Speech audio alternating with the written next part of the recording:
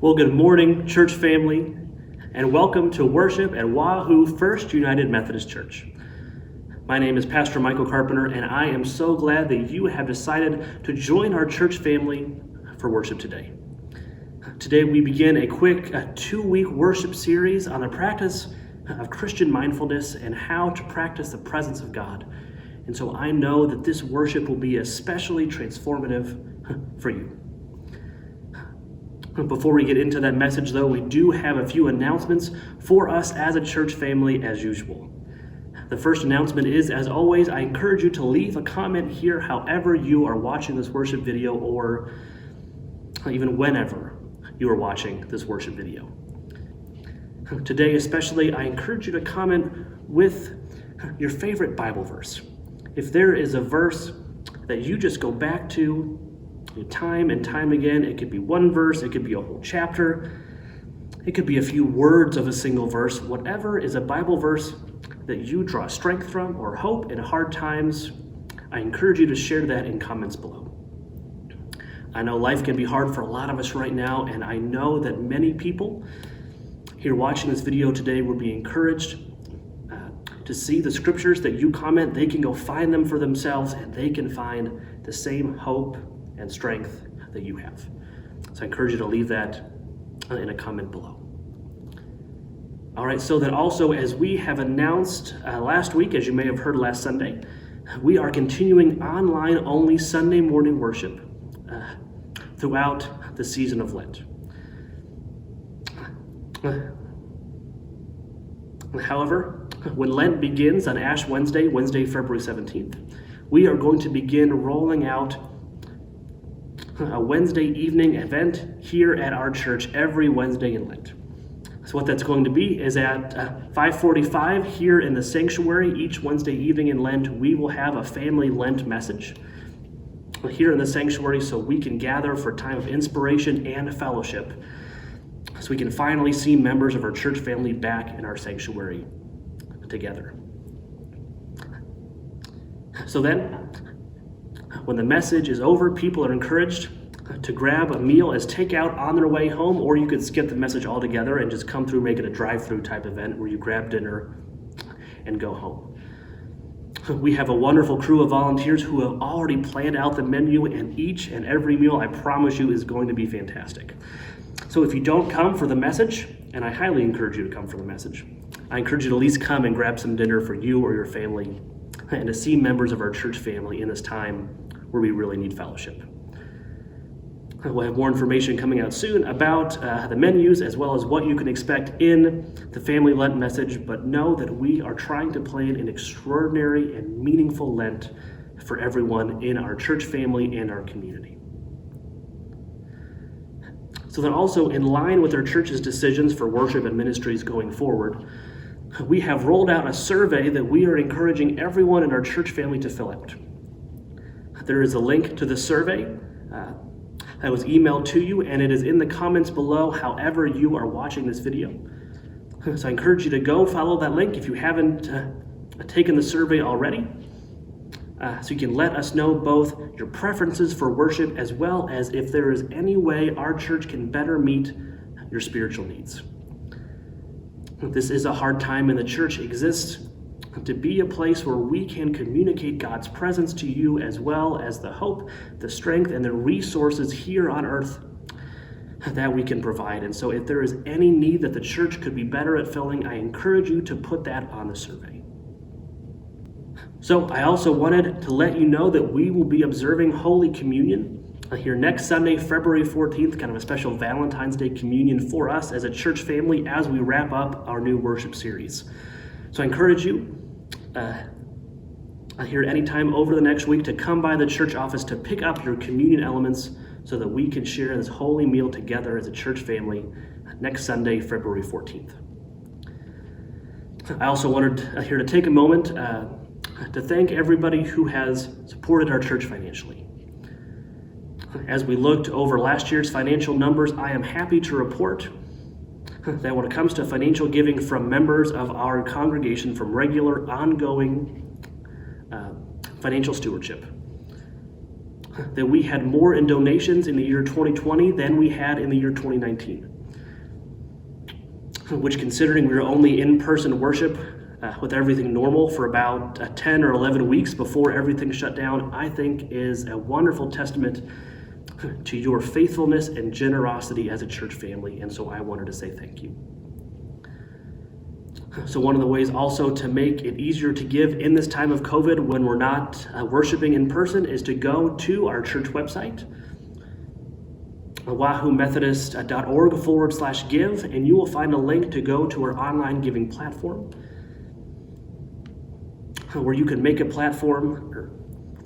can make an account so that you can give either one time or on a recurring basis to continue to fund the missions and the ministries of this church. I want to thank you again for your generosity and commitment to this mission that God is calling us into. All right, so with that, let us now get into our responsive liturgy for this morning, which is brought to us by Linda Bontrager. The prayer that we'll be praying as part of this liturgy was written by St. Patrick centuries ago, and so I encourage you to join Linda here in the prayer of St. Patrick.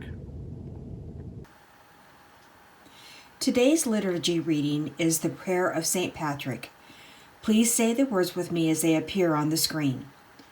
Christ with me, Christ before me, Christ behind me. Christ within me, Christ beneath me, Christ above me. Christ to the right of me, Christ to the left of me. Christ in my lying, Christ in my sitting, Christ in my rising. Christ in the heart of all who think of me, Christ on the tongue of all who speak to me. Christ in the eye of all who see me, Christ in the ear of all who hear me. With that, let us now get into our sermon for today.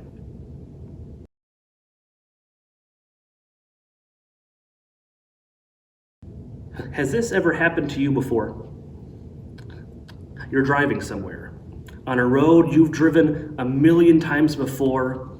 You may be on your way to work or home from work, or to the grocery store or back, and you're driving and there's something on your mind, something that is occupying all of your mental energy. And so as you drive, you get finally to your destination and you realize that you don't even remember driving. You're so caught up in your thoughts that you suddenly arrive at home or the grocery store or at work or wherever you've driven. You don't remember driving, and yet you did drive. You stayed in your lane, presumably. You pressed the gas pedal and the brake at the appropriate times, and maybe you even used your turn signals correctly. But you did all of it on autopilot. Or what about this?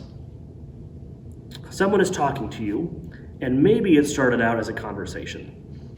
But along the way, you suddenly realize that they've been talking for who knows how long now, and you have completely zoned out.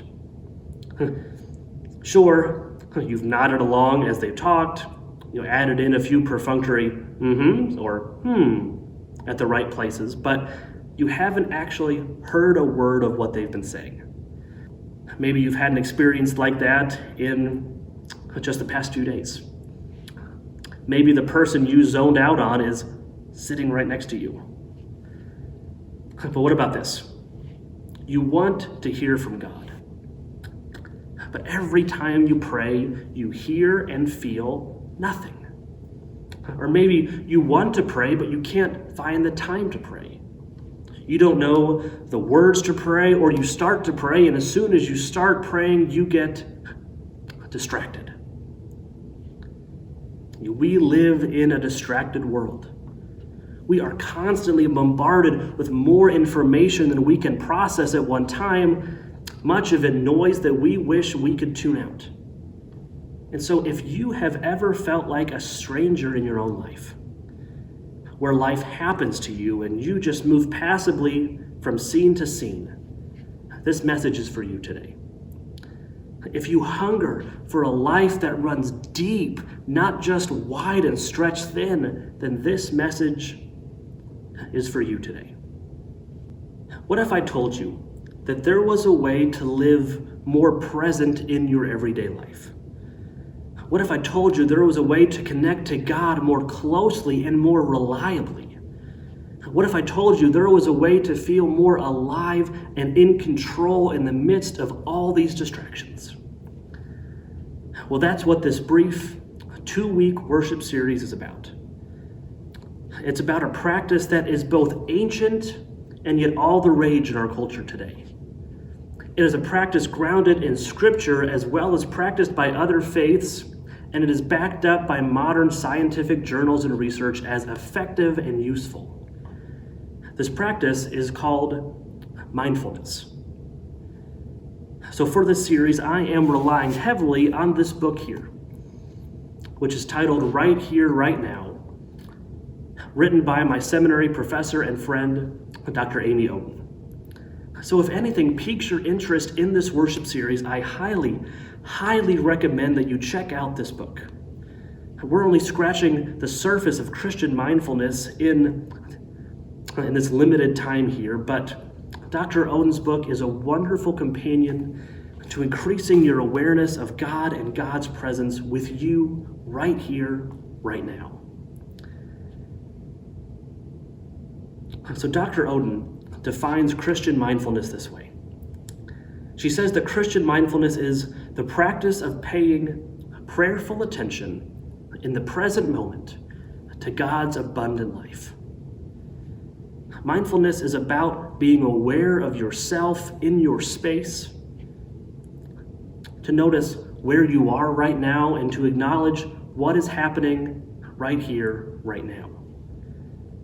So in this message today, we're going to talk about what mindfulness is, what the biblical grounding for it is, and then we're going to try our hand at a few mindfulness practices. And running ourselves ragged and feeling stressed and disconnected is not just a 21st century phenomenon, though the digital age has magnified the problem significantly. No, this problem is timeless, as old as we have walked this earth, and we see a poignant example of this with the prophet Elijah. Elijah, like most prophets, had gotten himself into a little bit of trouble with the powers that be. Apparently, launching into these fiery diatribes against the queen for worshiping other gods and for murdering priests might just result in her wanting to murder you as well. Who knew? So Elijah does what any reasonable person would do, and he skips town. He flees, leaves the city, he runs into the wilderness and up onto a mountain where he realizes that he hasn't eaten anything or slept for ages. How many of us have been so stressed or distracted that we realize that we've missed lunch, or that it's somehow midnight already? In any event, Elijah calls out to the Lord, who would really be good to hear from right about now. So that sets us up for our scripture today, which picks up the story. So here is 1 Kings chapter 19, verses 11 through 13. The Lord said, "Go out and stand at the mountain before the Lord. The Lord is passing by." A very strong wind tore through the mountains and broke apart the stones before the Lord. But the Lord wasn't in the wind. After the wind, there was an earthquake. But the Lord wasn't in the earthquake. After the earthquake, there was a fire. But the Lord wasn't in the fire. After the fire, there was a sound, thin, quiet. When Elijah heard it, he wrapped his face in his coat. He went out and stood at the cave's entrance. A voice came to him and said, "Why are you here, Elijah?" There was a sound, thin, quiet. In the old King James Version, this is the still small voice that Elijah wants to hear from God, but God isn't in the rushing wind. God's not in the violent earthquake. God isn't in the raging fire, but underneath it all, there's a still small voice from God, thin, quiet. These verses remind us that God is always there, behind and above all the distractions. This is a core tenet of mindfulness, that our experiences of God aren't just reserved for church or holy moments. It's not the case that we can only hear from God in the sanctuary or in your specific pew in the sanctuary, or if you're at a church camp or a retreat or somewhere holy. That you can find God wherever you are. We know that God is ever present and accessible to us if we could just hear the still small voice. As Dr. Oden says, God is present when we are sitting at the stoplight, helping kids with homework, and in that frustrating meeting at work. She says, God is working in those brief sentences with my spouse before we head out the door. She says, at my yoga class and when I'm surfing online. My entire mundane, messy life rests in God. All of it. We're reminded then of the words of the psalmist, who says in Psalm 8, "What are human beings that you are mindful of them? Mortals that you care for them." In mindfulness, we are not the only ones being mindful. God is mindful of us. The job of mindfulness is to pay attention then to God being ever present around us. Jesus often reminded his listeners, whoever has ears to hear, pay attention. He and John the Baptist announced in their ministries, the kingdom of God is at hand. The time is coming and is now. We see that God and God's kingdom and our salvation are present things at hand that we can see and have now. Many of Jesus' parables then revolve around this theme of watchfulness and of staying awake and paying attention. Anytime someone asked a question to Jesus about the end times, he always found a way to bring it back to being alert and paying attention now. Here's a powerful biblical image about the way we need to pay attention. In the city of Ravenna, Italy, there is a beautiful mosaic in a church there that depicts the scene when Moses encounters the burning bush, when he is called by God to free his people from slavery in Egypt across the Red Sea. What's unique about this mosaic, though, as you can see, is that there are burning bushes that are dotting the landscape around Moses. There's not just one burning bush, he is completely surrounded by burning bushes. And so you have to wonder just how many fiery shrubs Moses had walked past absent-mindedly, not noticing, as he went about his daily chores and rhythms in the rut of his daily life before he finally sees a burning bush in his midst. This obviously is not what it says explicitly in the text, but it shows just how much God is wanting to get your attention. The scene illustrates powerfully that God is always there if we would just have the eyes to see and the ears to hear. So here's how we do that. Here's how we pay prayerful attention, as Dr. Oden says. We begin by cultivating an attitude of mindfulness. And this concept, mindfulness, is something that we see all around us these days in our society, in our culture. I've seen books and articles and shows on mindful marriages, mindful parenting, mindful business practices, mindful yoga and exercising, etc., etc. There's mindfulness everywhere. Neuroscience research shows us the effectiveness of mindfulness in these arenas as well as in our spiritual practice. As Dr. Oden lines out, research indicates that mindfulness improves attention, reduces stress and anxiety, improves emotional regulation and impulse control, helps relieve chronic pain, and heightens empathy and compassion. It does all of those things, and it brings us closer to the presence of God. Mindfulness is truly a practice that will lead you toward the abundant life God is welcoming you into. This is something that we ought to be practicing, something that will yield fruit for us. So let's get into a few of these mindfulness practices now. So what we're going to do here is outline 3 mindfulness practices that you can begin implementing in your daily life. After this video has gone live on Sunday morning, we're going to cut and splice these 3 practices into individual videos that we'll also put up on social media so that you can go back to them, you can share them, you can have them with you so that you can begin to cultivate these practices. The first, most basic Christian mindfulness practice goes like this. It's a 4-fold pattern. Attentive breathing, attentive embodiment, acknowledgement, and discovery. So we start first with attentive breathing. The whole point of mindfulness is to be aware of your body in the space where you are right now and the presence of God around you.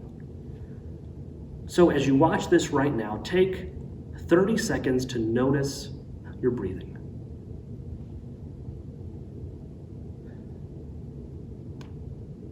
Breathe slowly and deeply. Big breaths in and big breaths out. And as you breathe, notice your breathing. The feel of your chest as it rises and falls. The sensation of air in your nose and lungs.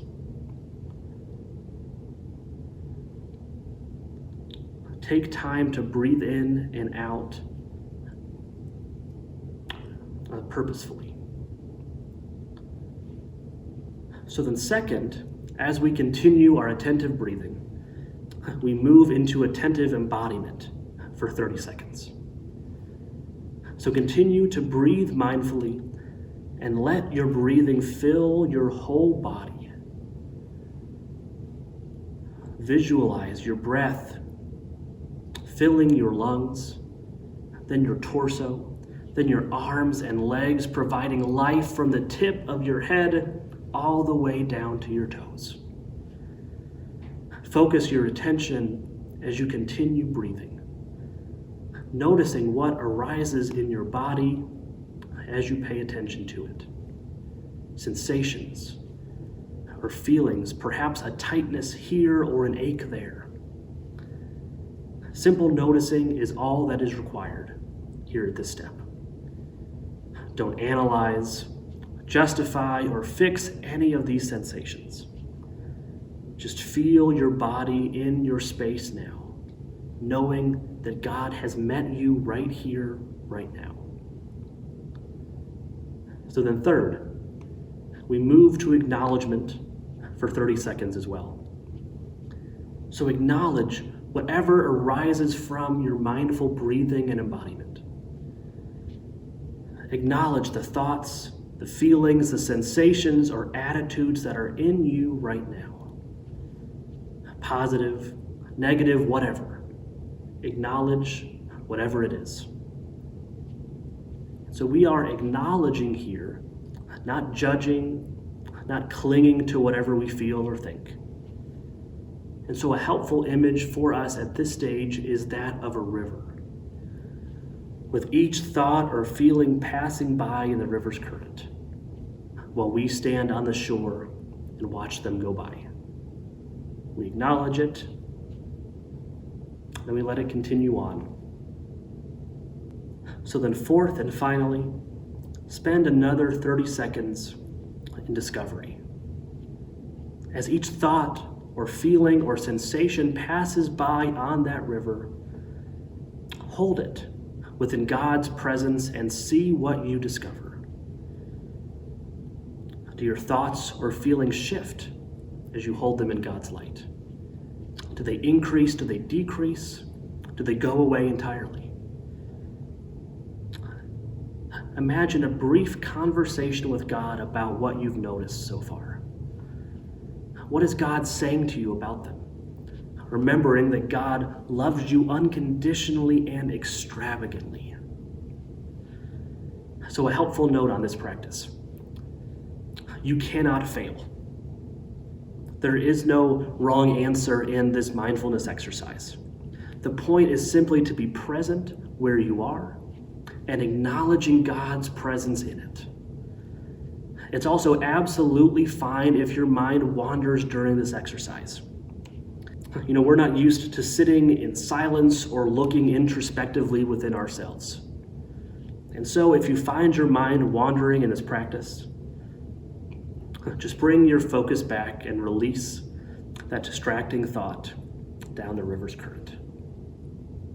Just acknowledge what's happened and move on. And that's the basic mindfulness practice. It can be as quick as 2 minutes, or it can go longer if you prefer. With practice, it becomes easier and more meaningful each time. So feel free to come back to this video to continue practicing it, or do it on your own.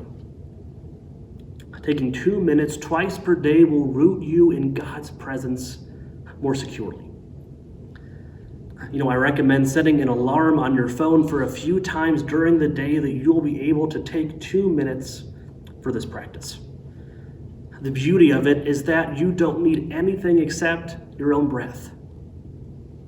Now, there are 2 other mindfulness practices that I want to show you today. These are called practicing the presence of God and the prayer of St. Patrick. Here's how to practice the presence of God. We combine the basic mindfulness practice we've already walked through with some task or daily rhythm from our daily routine, even the most mundane chore. This practice was designed by a monk in the 1600s by the name of Brother Lawrence. Brother Lawrence was a lowly monastery cook. But through the power of this practice, he became even more sought out than the leadership of the monastery for his wisdom and for his peace. So to begin, identify one task that you do every day, maybe multiple times per day. This could be preparing meals, commuting to work, or doing the dishes.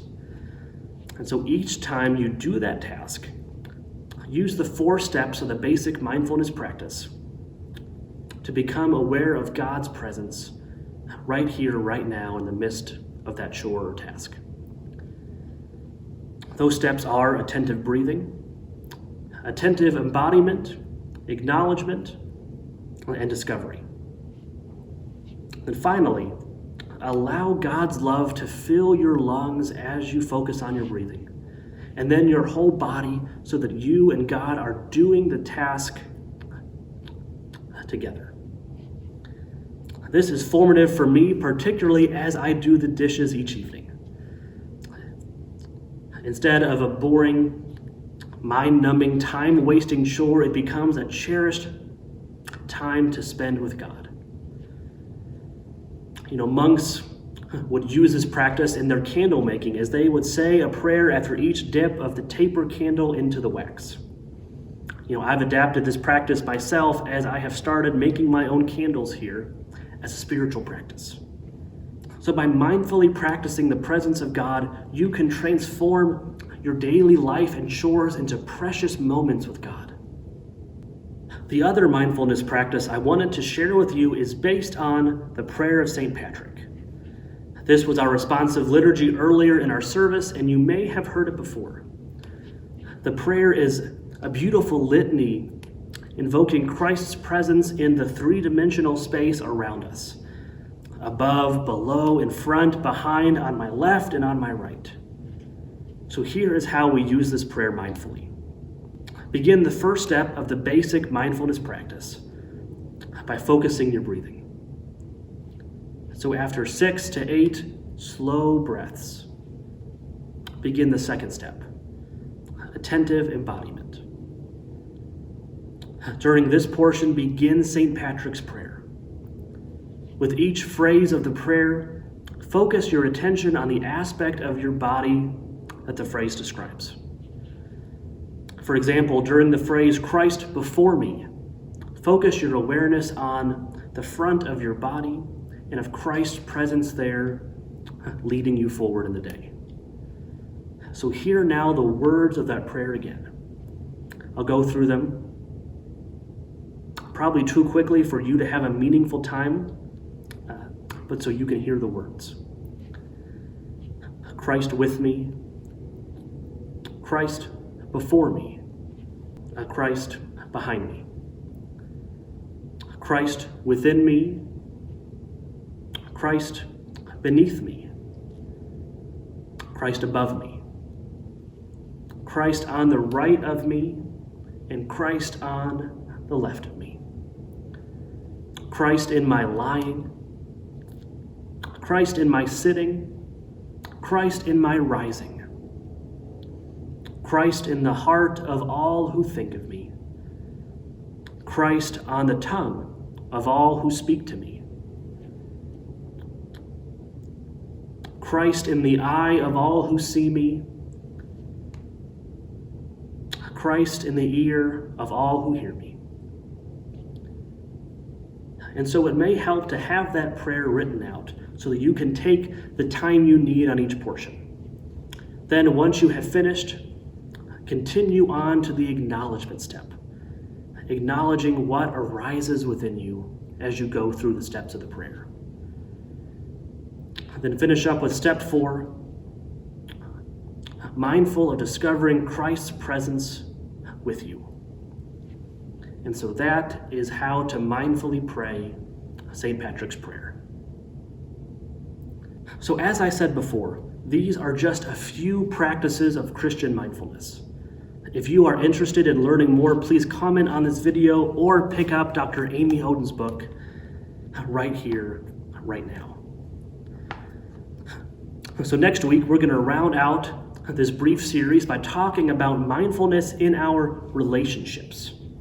So if you would like to be someone who responds to others instead of just reacting to them, then you don't want to miss next week's worship. If you want to develop more patience toward your children in parenting, your partner in their relationship, or your colleague at work, this message will be for you. If you want others to ask you, how are you always so calm and such a great listener, then join us next week.